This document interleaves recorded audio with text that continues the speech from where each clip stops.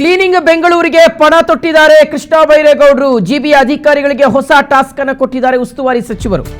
ಇನ್ನೊಂದು ತಿಂಗಳಲ್ಲಿ ಇಡೀ ಬೆಂಗಳೂರನ್ನ ಕ್ಲೀನ್ ಮಾಡಬೇಕು ಅಂತ ಹೇಳಿದಾರಂತೆ.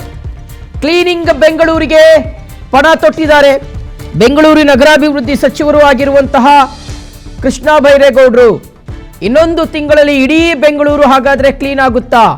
ಕಸದ ಸಮಸ್ಯೆಗೆ ಮುಕ್ತಿ ಹಾಡಲಿಕ್ಕೆ 45 ದಿನದ ಅಭಿಯಾನ ಆರಂಭವಾಗಿದೆ. ಆಗಸ್ಟ್ ತಿಂಗಳಿನಿಂದ ಕಸಮುಕ್ತ ಬೆಂಗಳೂರು ಅಭಿಯಾನಕ್ಕೆ ಚಾಲನೆ ನೀಡಲಾಗ್ತಾ ಇದೆ. ಬೆಂಗಳೂರನ್ನ ಕಸದ ಸಮಸ್ಯೆಯಿಂದ ಮುಕ್ತಿ ಮಾಡುವುದಕ್ಕೆ ಪ್ರಯತ್ನಗಳು ಶುರುವಾಗಿದೆ. ಬೆಂಗಳೂರು ನಾಗರಿಕರಲ್ಲಿ ಮನವಿ ಮಾಡಿಕೊಂಡಿದ್ದಾರೆ ಕೃಷ್ಣ ಬೈರೇಗೌಡರು, ದಯವಿಟ್ಟು ಎಲ್ಲಂದ್ರಲ್ಲಿ ಕಸ ಹಾಕಬೇಡ್ರಪ್ಪ ಅಂತ. ಒಂದು ತಿಂಗಳು ಸೈಟ್ಗಳ ಕಸವನ್ನ ಸ್ವಯಂ ಪ್ರೇರಿತರಾಗಿ ಬೆಂಗಳೂರಿನ ನಾಗರಿಕರೇ ಕ್ಲೀನ್ ಮಾಡಬೇಕು. ಗಡುವು ಮುಗಿದ್ರೂ ಕಸ ಕ್ಲೀನ್ ಮಾಡದಿದ್ರೆ ಸೈಟ್ ಮಾಲೀಕರಿಗೆ ದಂಡ ಹಾಕ್ತೀವಿ ಅಂದ್ರೆ ಎಲ್ಲೆಲ್ಲಿ ಖಾಲಿ ಸೈಟ್ಗಳಿದಾವಲ್ಲ ಅಲ್ಲೆಲ್ಲ ಕಸ ಹಾಕಿದ್ದಾರೆ. ಆಯಾ ಸೈಟಲ್ಲಿ ಇರ್ತಕ್ಕಂಥ ಕಸಗಳನ್ನ ಆಯಾ ಸೈಟ್ ಓನರ್ಗಳೇ ಕ್ಲೀನ್ ಮಾಡಬೇಕು. ಕ್ಲೀನ್ ಮಾಡದೇ ಇದ್ರೆ ನಾವು ದಂಡ ಹಾಕ್ತೀವಿ ಆ ಸೈಟ್ ಓನರ್ಗಳಿಗೆ ಅಂತ. ಕಸ ಕ್ಲೀನ್ ಮಾಡಿದ ವೆಚ್ಚವನ್ನ ಪ್ರಾಪರ್ಟಿ ಟ್ಯಾಕ್ಸ್ನಲ್ಲಿ ಸೇರಿಸೋದಿಕ್ಕೆ ಸೂಚನೆಯನ್ನ ನೀಡಲಾಗಿದೆ.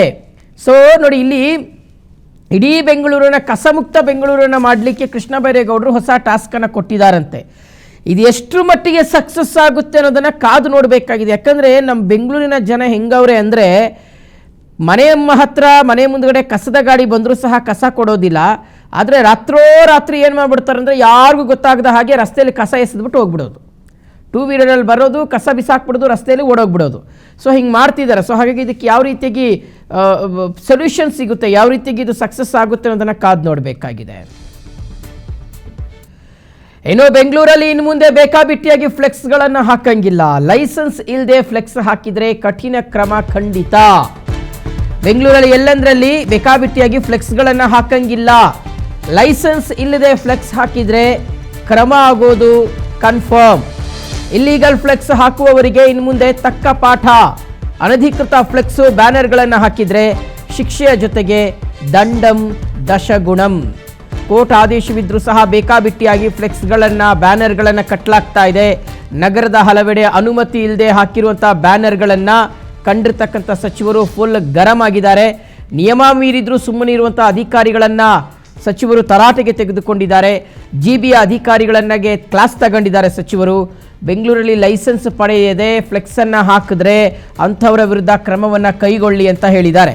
ಒಂದು, ರಾಜಕೀಯ ಪಕ್ಷಗಳ ನಾಯಕರುಗಳಿಗೆ ಹೇಳಬೇಕು, ರಾಜಕೀಯ ಪಕ್ಷಗಳ ಕಾರ್ಯಕರ್ತರಿಗೆ ಹೇಳಬೇಕು. ಮೊದಲು ಅವರು ಹೆಚ್ಚಾಗಿ ಫ್ಲೆಕ್ಸ್ಗಳನ್ನು ಕಟ್ತಾರೆ.